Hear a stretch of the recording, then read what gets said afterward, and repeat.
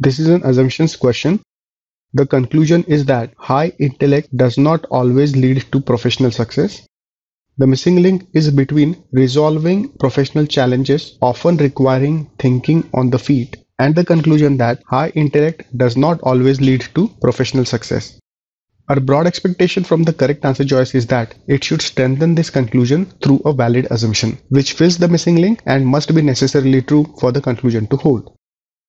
Answer choice A. This answer choice says that people who think on their feet do not possess high intellect. However, this answer choice makes no suggestion regarding whether high intellect can lead to professional success.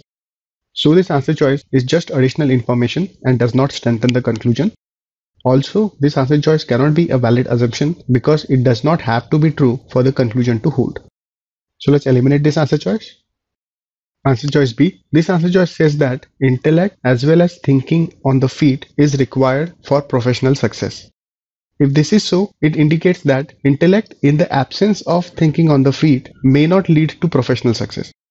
So this way, this answer choice strengthens the conclusion that high intellect does not always lead to professional success. Despite being a strengthening statement, this answer choice does not have to be true for the conclusion to hold, because it is possible that the conclusion holds even if high intellect and thinking on the feet are not necessary for professional success.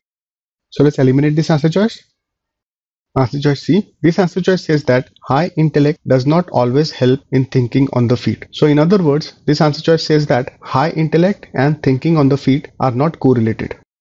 So this answer choice indicates the possibility that someone with high intellect may not be able to think on the feet, and because thinking on the feet is required in solving professional challenges, such a person may not be professionally successful.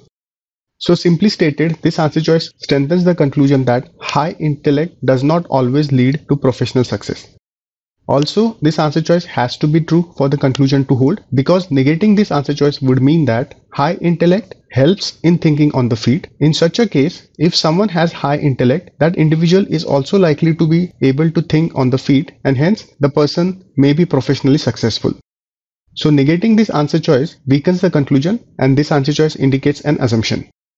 A good answer choice. Let's keep this on hold.